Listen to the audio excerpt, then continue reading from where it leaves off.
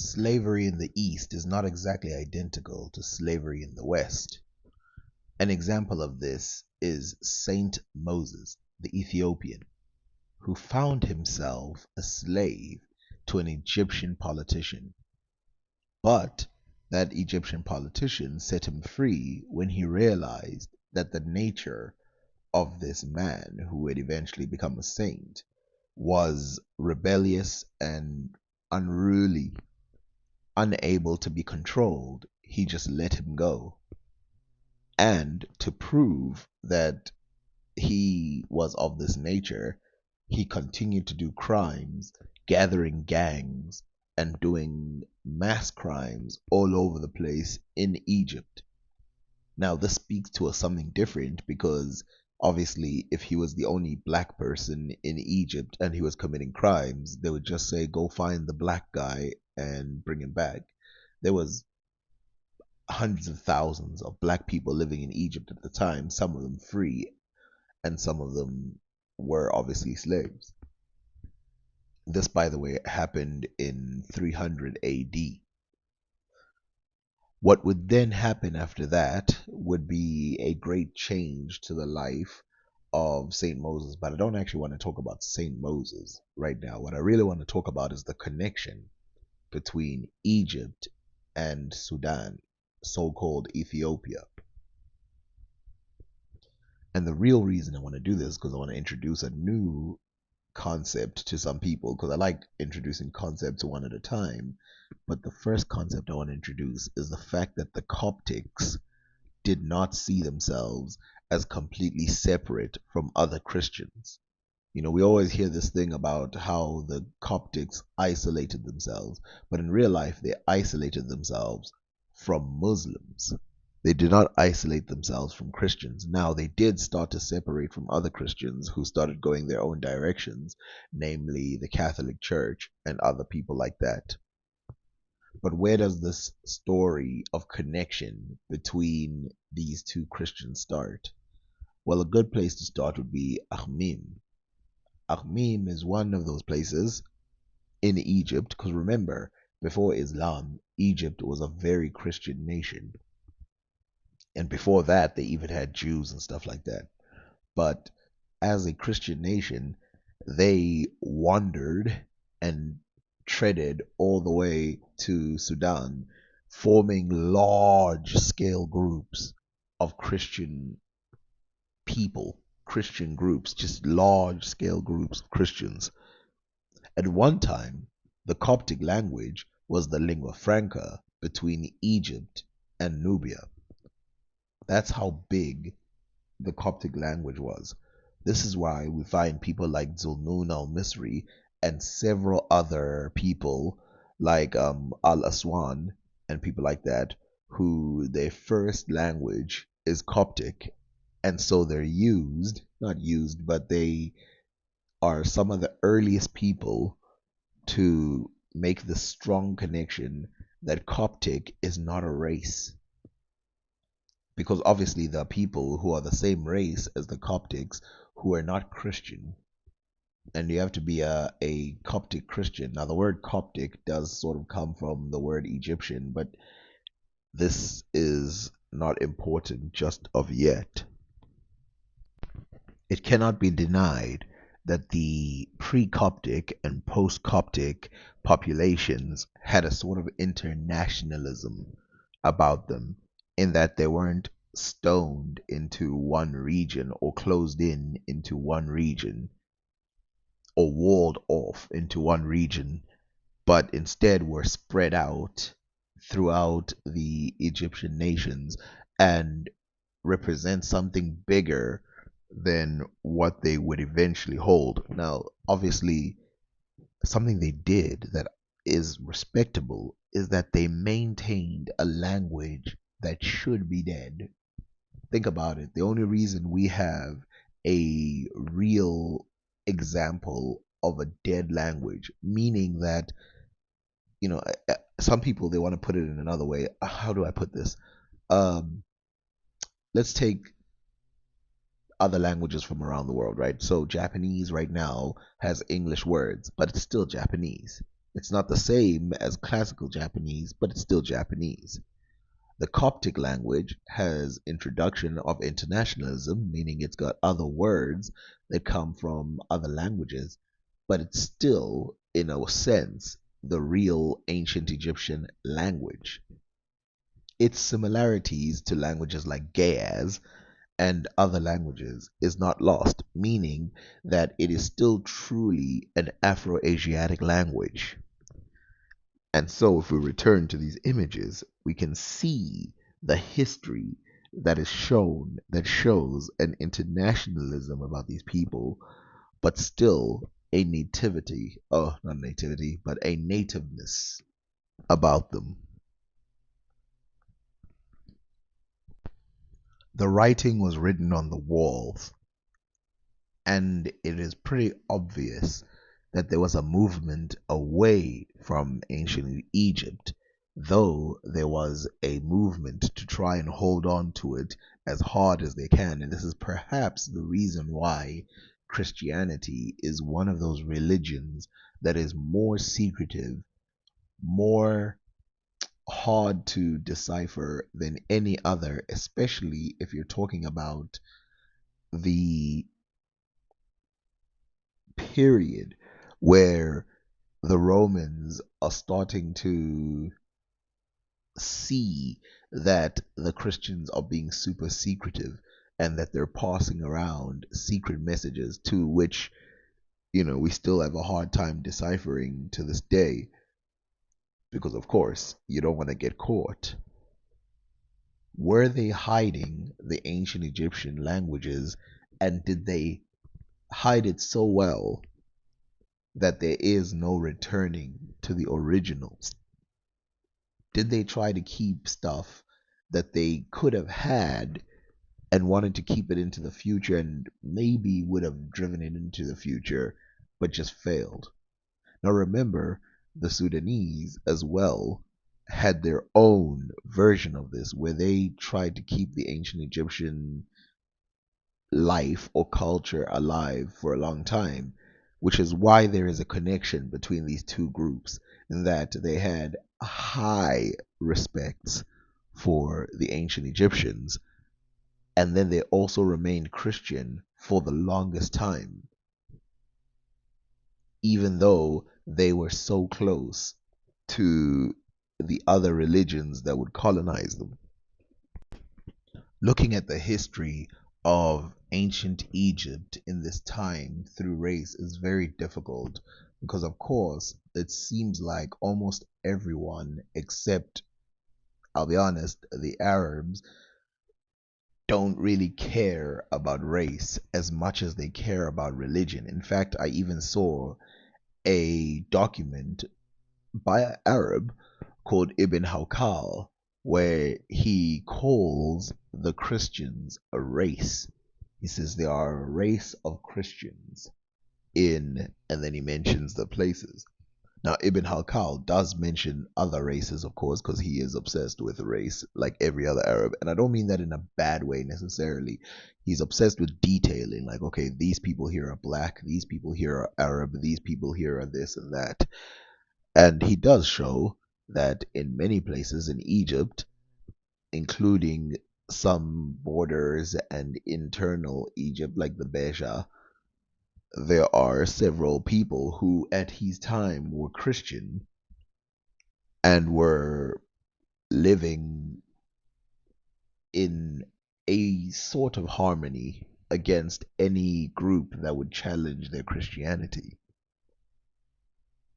I have to say, though, that the competition between religion did not start with Islam versus Christianity. It started, let's start from the very beginning, Judaism versus other religions, and then after that, Judaism versus Christianity. And so it's not surprising that the Christians would bind together and fight some other group that they see as a potential risk to their survival. It also tells me that they're not too married to Egypt. The fact that they would leave their lands rather than be converted. They're not as married to them, and a lot of them left. There's actually 500,000 Coptics in Sudan right now. People don't know that. And then there's a bunch more of them in Ethiopia, the country of Ethiopia, not historical Ethiopia. An example of this is Abuna Tekla Haymanit, a Ethiopian Coptic. Now, most of you, if I ask you, do you know who this is? I'm probably going to say you have no idea, and I will do a very in-depth video about him, though not today. But he is known as a hermit. At least he was known. Well, he is known, and he was a hermit until his expiration. Now, before I say the next part, because of course now I want to delve into the racial elements of it, I want to talk about something very important, which is that, of course, there is some racial discrimination and stuff like that between North Sudan and South Sudan, meaning black North Sudanese and South Sudanese, and even non-black North Sudanese and black South Sudanese. But the contest between them is mainly an Arab native contest. So Arab meaning people who don't consider themselves black but Arab. And this has been the problem with Africa for a long time. And I've seen it in a lot of comments of mine, and I've seen it in a lot of people in general, in that they can't separate, and you need to do this, they can't separate the Arabs from the other Asiatic like populations who do not consider themselves necessarily Arabs, and they do not follow certain Arabic tendencies and prejudices, but in fact team up with black groups against Islamic and other invasions from as soon as we know about them. From the beginning, we know that they team up with them, and they basically are culturally unified at some point. For example, the pale skinned Berbers. Again, I'm not saying they were there first. I'm not saying any of that. I'm just saying that clearly those pale skinned Berbers do not, and again, separate them from the Arab Muslim population. They do not see themselves as separate and more legitimate than the black population. And I've shown you videos about this. And this is the same with a lot of Coptics, and this is the same with a lot of other people. This is why Coptics have black saints. Now, I I mentioned this, but I'll mention again. Muslims did have black martyrs first, but remember, those people, a lot of them are incidental in the sense that it didn't lead to the full scale conversion of Sudan. It didn't lead to the full scale conversion of Sudan when just because some black guy was involved in Islam. Now, the only reason this video is being clumsy and stuff like that is because I actually don't know which angle I'm going to start with. So I just decided, let me start with an intro video where it's going to be like a spider web of videos where one of them is going to address the differences between the Coptic. And I think they did it on purpose where they made themselves super pale in their drawings. And I think they did this to separate themselves from the Egyptian in terms of the way they look and connect themselves to another group.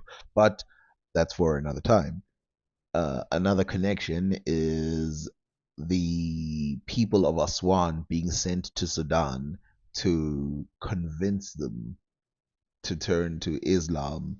There's a bunch of books about that were written at the time, but Ibn Halkal is one of them. But there's more books that go into detail, but that's for another time. And furthermore, I want us to look at some of these images here, and I want to say something that I actually saw somewhere else, which was, if you've ever seen Picasso's paintings, there seems to be a reduction of realism, which you could blame it on ignorance if he wasn't capable of painting things like this. So this was purposefully done to copy African masks. Now, if we consider the Fayum mummy paintings, Coptic art also seems to get this re pulling back from realism and getting the style back to something else. But what is this something else that they're going to? Why are they making the people look the way they do? Is it just laziness? Is it loss of skill? Are they on purpose doing this? Or is it just an accident? Is it just they had to hurry up and make these because they were persecuted or whatever? Well, I don't believe that, because when I look at the paintings done by these Coptics, they look eerily similar to some ancient Egyptian masks of the previous generation of the Coptic, the pre Coptics. They're clearly not going for an ancient Egyptian look, but they're clearly going for something older. I mean, if you look at this mask, you can see the similarities between this mask and the two people standing there on the side, the Coptics, and they clearly were masters of color. I mean, look at the robes that they're wearing. That's not the work of an amateur. I mean, I can't do that, to be honest. The way that they're painted, that's realism outside of the faces that almost purposefully look broken for no reason. And I think it's because they wanted to mimic masks, so called African masks, but let's say Egyptian masks in this case. Now you're probably thinking, well, duh, dummy. Don't you know that the Fayum paintings were laid on top of the area where there usually would be a mask? And of course, that mask would have been, at least at the time, of a different quality than the actual paintings, because the paintings were done by foreigners of a different quality. But my point about this is, clearly they said to themselves, we do not want the higher quality. We want the symbolism of the religion back. We want the super wide open eyes, as you can see, probably relating to being awakened or woke, highlighting that they themselves were still tapping into a historical time, even though they had been evolved into a different, I mean, I have to say, race of people, with an addition of Greekness and Romanness in there. And of course, that hand signal that you see there, the I am Jesus Christ hand signal that guy is holding, and you see it in the Ethiopian as well, that holding two fingers up. You can see there Jesus Christ meaning, and just everywhere it's just symbolism. The halos behind the people's heads. Now, of course, I understand that religion is right for plunder. Like, almost everyone has a theory about what religion really means and where it comes from and blah, blah, blah, especially Christianity, because it seems to have a weird history. So I'm not claiming that these things are absolutely accurate, but I find it interesting that they chose to represent themselves with less and less quality and revert back to symbols that had to do with ancient pasts. And again, the connection between them and the Sudanese and the Ethiopians, and that a lot of the stuff that was developed continued within the Sudanese and Ethiopian figures of themselves. I mean, look at this Sudanese picture compared to this Coptic version of themselves, and then look at the Sudanese version of them. they obviously understand proportion. They obviously understand size. So why do this naive art thing of making their heads almost the same size as their body? I guess we'll never know. And again, you see the symbol, the two symbol being held by the Sudanese guy. So finally, let me explain this hand symbol. Obviously, there's Jesus Christ there. If you look at the letters, one spells a J and one spells a C of the letters, but also it means um Father, Son, Holy Spirit. The Father being the first finger, Son being the second finger, and then Holy Spirit being third. Now some of you are saying all of these connections are very close, very similar, but to take the Fayum and draw it closer to these, what would make you do such a thing? What would make you? I mean, it's not like the Fayum people ever held up this hand signal. It's not like the Fayum people had anything. I mean, sure, you can show the cross or whatever, but we know that crosses have existed all over the world in so many respects. Why would they take something from that period and change it? Now remember, the Fayum, I mean, unless you don't know, let's just explain it. The Fayum do not represent Christianity. I mean, they're literally on mummies and stuff like that. So they represent a sort of crossover between ancient Egyptian and the people living there at the time. I've heard Byzantine and the people living there at the time. And so there is a that type of old connection. But if we look at this Fayum painting, it's a pretty similar standing. And as you can see, he's holding one of those leaves that you get from ancient Greece, Rome, one of those two. And you can see that he is holding it in such a way that he's doing the same symbol, but it's not just this one. This man is doing it too. And I think to some degree, this is why they could get away with something like this, because it might have looked as how, it might have worked as how double speak works. Like when Jesus said to the Romans, give unto Caesar what is Caesar's, and give unto God which is God's, which, to a Roman would be like, well, sounds like he doesn't think that you should let your religion conflict with Caesar. But if you're a Christian, you know that Caesar owns nothing. Now I'll finish off by saying I'm not saying that this is 100%. I'm just saying there seems to be a direct move backwards from where they used to be. And possibly it might have just been a forgetting, but I highly doubt it.